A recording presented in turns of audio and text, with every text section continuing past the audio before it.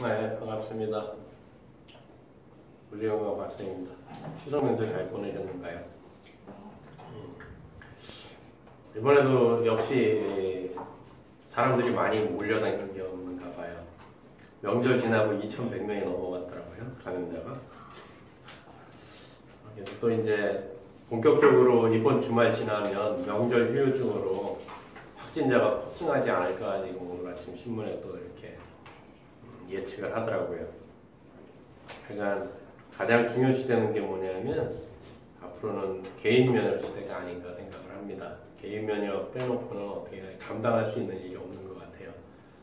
대부분 전문가들이 개인적으로는 그 전문가들의 말을 굳이 믿어야 되는가 싶은 생각도 없지 않아 있긴 한데, 전문가들이 이제 내년 5월 정도 되면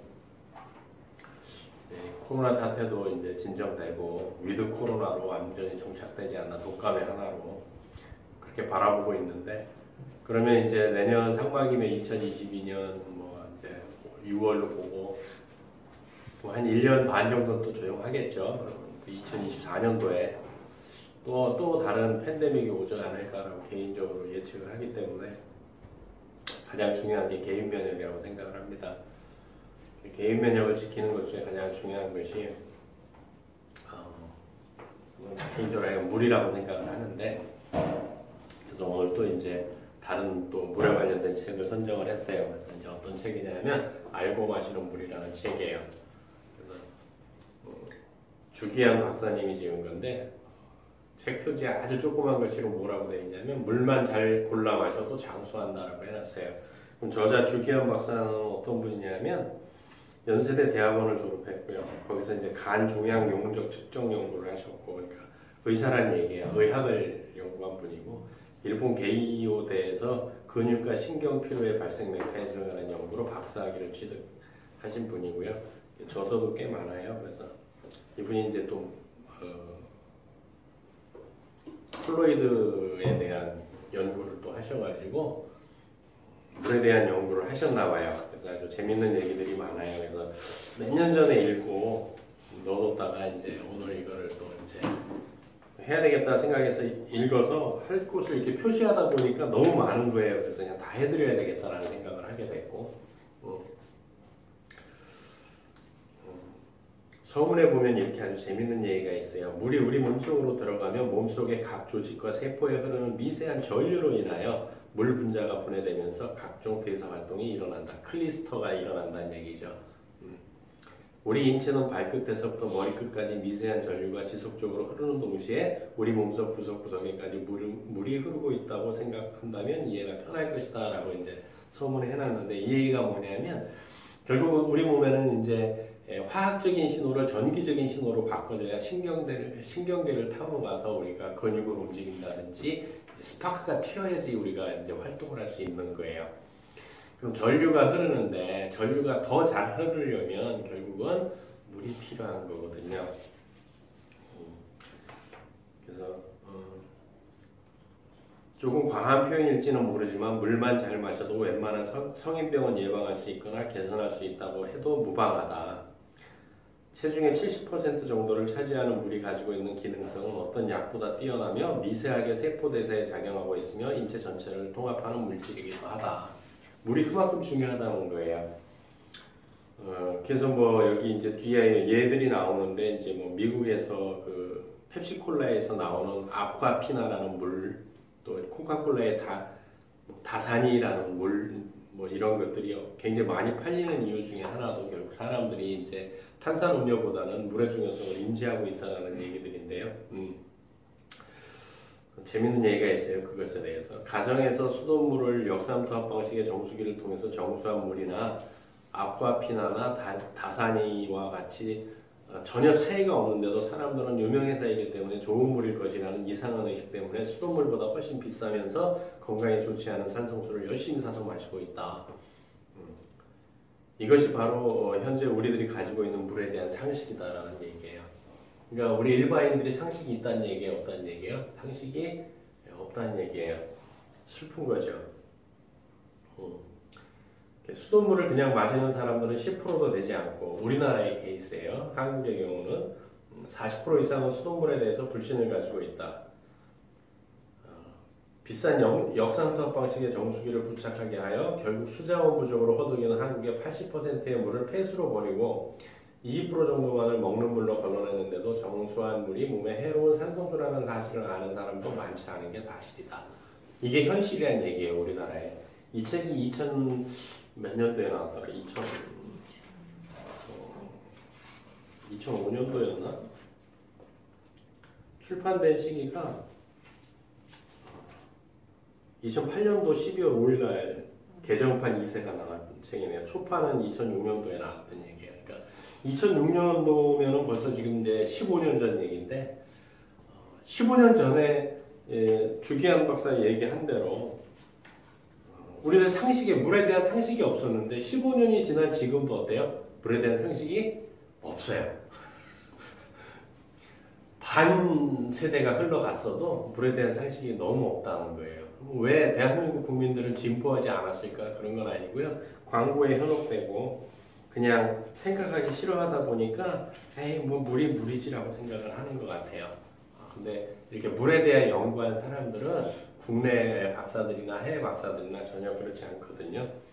그래서 이제 1장은 물의 건강, 그 다음에 2장은 물의 특성, 그 다음에 3장이 물의 정수 및 활수 장치. 그래서 이건 종류들이니까 이런 것보다 물에 대한 얘기들을 좀 해드릴 거예요. 그래서 1장이 이제 물과 건강인데,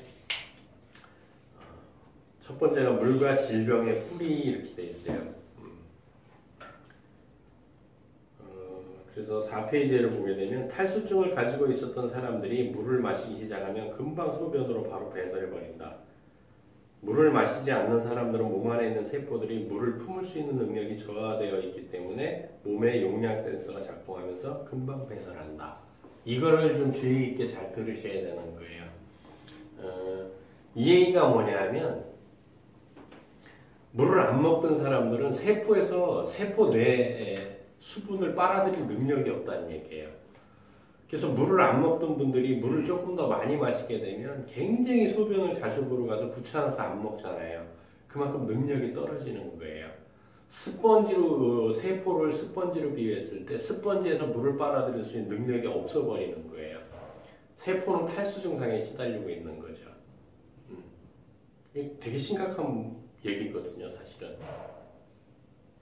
그러니까 물을 꾸준히 먹었던 사람들, 그래서 세포 내로 빨아들일 수 있는 사람들은 물을 하루에 필요한 양을 충분히 먹어도 화장실을 정상적으로 개인마다 약간 차이는 있지만 5회에서 9회를 가는데 그렇지 못한 사람들은 어마무시하게 다닌다는 얘기를 해요. 먹는 즉시 바로 가서 배출을 할 수밖에 없다는 얘기예요.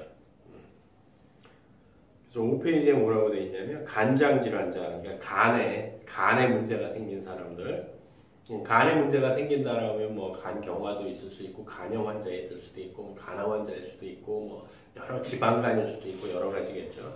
간장 질환자의 입냄새는 역할이 끝난 단백질 성분이 분해되는 과정에 발생한 암모니아로 인한 것이 대부분이기 때문에 충분한 물의 섭취로 인한 배설 효과로 인하여 혈중 암모니아의 농도가 급격히 낮아졌기 때문이라고도 할 수 있다는 얘기예요. 그러니까 결국 이게 쉽게 이게 좀 어려운 얘기인 것 같지만은 풀어보면은 입냄새, 간질환 환자들이 입냄새 나는 것도 물을 충분히 먹어주면 해결될 수 있다는 얘기거든요. 그럼 꼭 간질환 환자가 아니더라고 하더라도 물을 많이 먹게 되면 입냄새나 이런 것들은 사라질 수 있다는 얘기예요.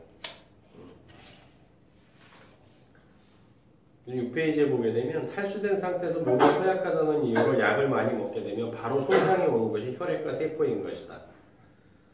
그래서 현미경으로 관찰한 사진을 보게 되면 세포들이 막 파괴되는 모습들을 바로 볼 수 있거든요. 몸이 수분이 없게 되면. 일반적으로 약은 초정수로 제조되기 때문에 강산성을 띠고 있는 것이 대부분이다. 그러니까 우리 몸은 약알칼리성이어야 되는데 강산성을 띠기 때문에 문제들이 심각해진다는 얘기예요. 그래서 7페이지에 아주 마음에 드는 얘기가 있어서 강조를 하고 싶은데, 좋다는 보약을 열심히 찾아서 해드리는 일보다 먼저 평소에 신선한 물을 많이 마시고 있는지에 관한 생활 습관을 점검해 보는 것이 더 중요하다. 우리 몸은 물주머니라고 해도 과언이 아니다. 그러니까 보약이란 개념부터 우리가 다시 머릿속에 정립을 해야 돼요. 지금 저 포함해서 이미 기성세대들은 보약, 저희 어릴 때 뭐 저희 집은 뭐 좀 가심빈해서 뭐 보약을 그렇게 많이 먹은 케이스는 아니지만 보약을 먹었던 이유, 그다음 질병이 발생하는 이유에 대해서 좀 생각을 해보셔야 되거든요. 저는 50대 이제 중반을 넘어서 후반으로 가고 있는 나이인데 저희 때 질병이 생기는 이유는 간단했어요. 뭐냐면 영양 부족이었어요. 먹을 게 별로 없었기 때문에. 그걸 어떻게 그러면 증명할 수 있느냐? 너무 간단해요. 요즘 초등학생들 입학할 때 손수건을 달아요, 가슴에. 저희 때는 모두 손수건을 달았거든요. 왜 손수건을 달았냐 하면 노란 코를 흘렸기 때문에 손수건을 달아서 손수건을 닦았던 거예요. 그럼 노란 축농증 앓는 코 같은 노란 코가 나왔다는 이유는 뭐예요? 영양이 부족해서 영양실조였기 때문에 그런 노란 축농증 같은 코들이 나왔었거든요. 그랬기 때문에 영양이 부족했기 때문에 무엇을 먹었어야 되냐면 보약이라는 걸 먹었어야 돼요. 평상시에 식생활 갖고 해결이 안 되니까 보하는 약을 먹었던 거죠. 그래서 먹으면 아팠던 병이 낫고 했던 거죠. 근데 지금은 손수건 달아요, 안 달아요? 안 달거든요. 그러니까 아이들 콧물을 흘려도 맑은 콧물을 흘리지 노란 콧물 흘리는 애들은 몇 안 되죠. 그 얘기는 영양이 부족하다는 뜻은 절대 아니거든요. 그런데 자꾸 보약을 헤매기죠. 어떤 보약을 헤매겨요? 홍삼, 홍삼 D 막 이런 거 헤매기죠. 우리 애는 기가 딸리는 것 같아. 그러면서 근데 이 주계한 박사님도 얘기를 하잖아요. 좋다는 보약을 열심히 찾아 먹여도 소용없다. 물을 먹여라라는 얘기예요. 물을 안 먹으면 아무 의미가 없어요. 그럼 왜 그러면 그렇게 보약보다 훨씬 더 좋은 게 뭐냐 하면은 생명의 근원인 혈액을 가장 쉽고 빠른 방법으로 맑고 건강하게 만들 수 있는 방법이 바로 좋은 물을 마시는 것이기 때문이다라고 주기현 박사님 얘기를 하시네요. 피를 가장 빨리 맑게 하는 것이 물이라는 얘기예요. 물. 우리 아이에게 약을 먹일 게 아니고 물을 먹여야 되겠죠. 그래서 이제 두 번째는 무슨 얘기에 대한 얘기가 나오냐면 미네랄 워터에 대한 무지 그래가지고 이제 다 물이 뭐 다 걸러지는 게 좋을 것 같지만 그렇지 않다라는 얘기들이 쭉 나와 있어요. 이건 뭐 그동안 얘기를 많이 했으니까 또 약간 어려운 얘기들이 있으니까. 근데 9페이지에 뭐라고 돼 있냐면 소장의 흡수 상피를 통해서 그러니까 우리가 얘기하는 흡수되는 요런 것들은 모든 미네랄은 탄소의 유무인 육이냐 무기냐 이런 것이 중요한 것이 아니고 이온화가 되어 있느냐 클리스터가 되어 있느냐에 따라서 흡수가 되고 안 되고 한다는 거예요. 육모를 통해서. 음식에 존재하는 모든 미네랄은 이온화되어 있지 않다. 위아 12장을 통과하면서 소화액의 도움으로 이온화되어서 흡수 상태를 통과하여 혈액 안으로 진입하는 것이다 라고 되어 있어요. 그러니까 정수기 회사에서 예전에 뭐를 시작하는 회사 지금은 이제 어떤지 모르겠어요. 지금은 이제 그 회사에서 다른 데로 넘어갔기 때문에 소비자 상담실에 전화해 보면 그 물속에 있는 작은 미네랄을 굳이 물을 통해서 섭취를 해야 되겠느냐, 음식을 통해서 충분하지 않느냐라고 얘기를 한 말은 틀렸다라는 얘기예요. 그래서 10페이지에 뭐라고 되어 있냐면 좋은 알칼리성 미네랄 물을 마신다는 것은 혈액을 마신다는 정도로 혈액의 기능을 회복하는데 중요하다라고 했어요. 피를 마시는 것만큼. 그러면 이제 또 이렇게 얘기하시는 분들이 있어요. 피를 끔찍하지 않냐? 피를 왜 마시냐? 우리가 수술을 하거나 피를 부족할 때 수혈이라는 걸 하죠. 그럼 왜 끔찍하게 피를 집어넣습니까? 그냥 죽게 내버려 두지. 그처럼 피를 마시는 거와 동일할 정도로 물을 마시는 것이 중요하다는 얘기를 주기현 박사님은 하시는 거예요. 그래서 3장에는 생명의 뿌리인 혈액과 물 이렇게 해놨어요. 제가 공부를 해보니까 그래요. 모든 질병에 결국은 피로 귀결하게 돼 있거든요. 혈액으로. 혈액이 깨끗해야 되는 거죠. 그 혈액은 모든 세포 하나하나 60개 중에서 100쪽의 모든 세포에 혈액과 영양소를 공급해 주는 게 피이기 때문에 그래요. 그래서 혈액은 생명의 뿌리라고 할 수 있다.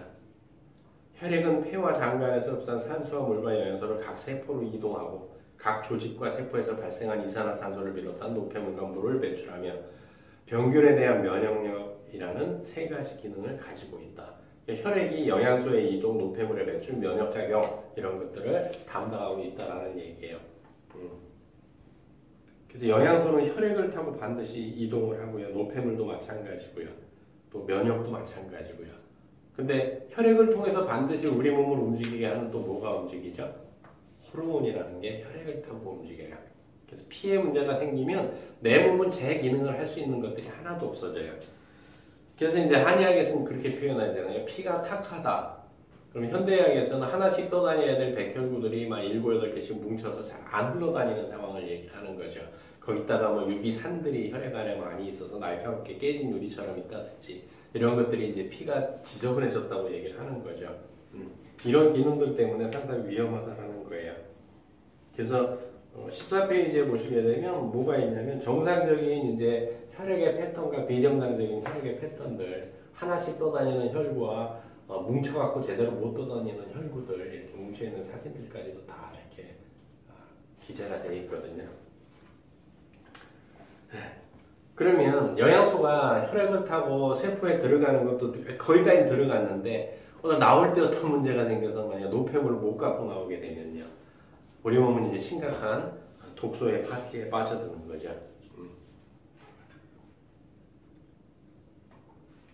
15페이지로 이분은 연세대에서 의학을 공부한 분도 이렇게 적어놨어요.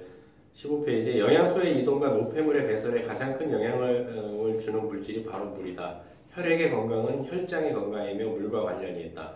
현대의학의 모든 치료 기법은 혈액의 약 94%를 차지하는 물보다는 나머지 6%의 물질 대사에 집중하고 있다. 이 얘기는 뭐냐면 아프면 혈액, 혈장 94%를 차지하는 혈장을 깨끗하게 할 방법을 찾아야 되는데 그게 아니고 나머지 6% 그 해당되는 부위만 개선하는 데 집중하고 있다는 얘기를 하시는 거예요. 그래서 현대의학의 어떤 처방약도 부작용이 존재한다. 왜 그랬어요? 앞에서 읽어드렸죠. 모든 약은 산성수로 만들기 때문에, 초산성수로 만들기 때문에 아무것도 들어가면 안 되기 때문에 그걸 먹으면 몸이 산소가 된다는 얘기예요. 그래서 지상에서 부작용이 존재하지 않는 처방약은 단 한 가지도 없다. 그 모든 부작용은 전부 혈액을 통해서 일어난다. 한 가지 병을 고치기 위해서 한 가지 약을 복용하면 또 다른 장소에 반드시 부작용이 있다라고 15페이지에 적어놓으셨어요. 슬픈 얘기예요. 그래서 지금까지 현대의학이 개발한 약 중에 가장 좋은 약이 뭐냐면 아스피린이라고 보는데 아스피린이 왜 좋으냐 하는 역할도 가장 많지만 가장 좋은 이유 중에 하나가 부작용이 가장 적기 때문에 그래요. 근데 아스피린도 되게 가슴 아픈 얘기들이 사실은 많이 있죠. 뭐냐면 2000년대 전까지는 임산부한테도 그냥 아스피린을 많이 처방을 했었는데 2000년 들어서면서 아스피린이 기형아를 출산할 수 있는 확률을 높이기 때문에 임산부한테 처방하지 말라는 WHO의 권고사항이 있어서 임산부한테는 지금 이제 아스피린을 처방하지 않아요. 그럼 그 전에 먹어서 아스피린을 먹어서 그럴 일이 없었겠지만 만약에 기형아를 출산한 그런 부모들은 어떤 심정일까요? 그 얘기를 접했을 때. 약의 부작용이라고 하는 건 한 세대가 지나봐야 알 수 있거든요. 대표적인 게 70년대에 탈리도 많이 되었죠. 60년대에 많이 처방을 했는데 입덧 그 다음에 이제 그 유산을 줄여준다고 해서 굉장히 많이 처방이 됐었는데 그 약의 부작용으로 사지 발달이 안 되는 팔과 다리가 없는 아이들이 수만 명이 태어났죠. 그래서 그 탈리도마이드가 판매 중지가 됐었죠. 되게 슬픈 일이에요, 사실은. 17페이지에 보게 되면 혈액은 폐와 심장과 피부와 장관을 통해서 매일 2에서 2.5리터의 수분을 밖으로 배출시킨다라고 되어 있어요. 그럼 매일 얼마큼 섭취해야 돼요? 2에서 2.5리터죠. 근데 음식 섭취하는 게 있으니까 어쨌든 간에 뭐 1.8에서 2리터 정도는 충분히 확보해 줘야 된다라고 주기현 박사도 얘기를 또 17페이지에 해놓으셨어요. 또 우리가 이제 왜 물이 그렇게 중요하냐면 뇌 척수액은 99%, 혈장은 94%, 뇌 회백질, 그러니까 뇌 조직은 85%, 간은 70%가 수분으로 되어 있답니다. 그럼 몸 안에 깨끗한 수분이 충분한 미네랄이 살아있는 물이 들어온다고 한다면 뇌 척수액의 99%를 채워주는 거고요. 피에, 혈장 이러니까 되게 어려운 단어 같잖아요. 혈액 아까 얘기한 혈액이에요. 혈장이 이게 94%고 또 뇌의 85%. 요즘 뭐 많은 현대인들이 그런 얘기를 하죠. 깜빡깜빡 많이 한다고. 깨끗한 물을 먹으면 뇌 조직의 85%가 깨끗한 물로 채워진다는 얘기고요. 또 간도 70%가 수분이라는 거죠. 그래서 뭐라고 되어 있냐면 18페이지에 수분이 조금이라도 부족하면 직접적인 영향을 받는 것이 바로 뇌세포이다.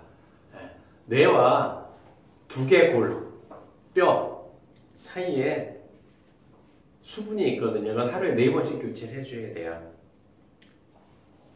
되게 슬프죠. 물을 충분히 드셔두는 것이 굉장히 좋다라는 거예요. 그래서 19페이지에 뭐라고 되어 있냐면 이거는 이제 저도 되게 공감하는 내용이고 제가 이제 건강케어 해드리는 분들한테는 하는 얘기들인데 혈액에 이상이 있다는 것은 전신 세포에 이상이 있다는 것을 의미한다.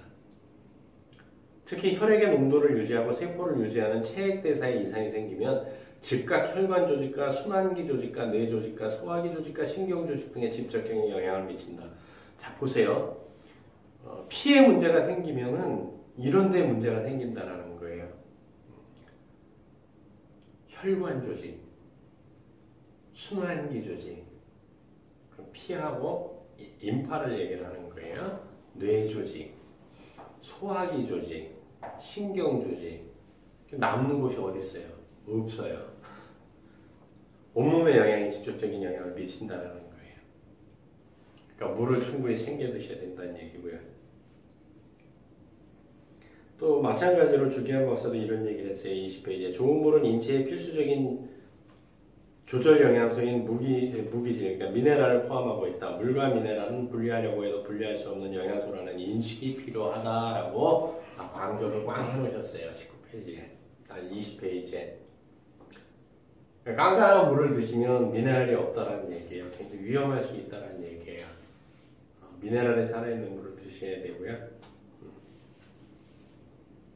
또 이제 저번에 칼슘이나 마그네슘에 대해서 말씀드릴 때도 제 동영상에 살펴보시면 이제 여기도 이제 얘기해 본 게 뭐냐면 마그네슘 이온은 이온이라고 하는 얘기는 뭐냐면 이온화가 돼야 우리가 흡수된다 그랬잖아요.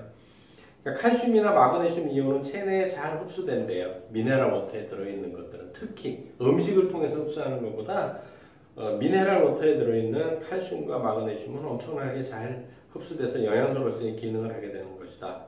물론 흡수한 칼슘이 필요 이상으로 많으면 여분은 배설하도록 하는 조절 시스템이 인체 내에 있으며 소장을 거쳐서 대장으로 흘러들어가 지방산을 중화시켜서 대장암을 방지하는 역할을 하기도 한다. 그런 메커니즘은 우리 몸에 갖추고 있다는 거예요.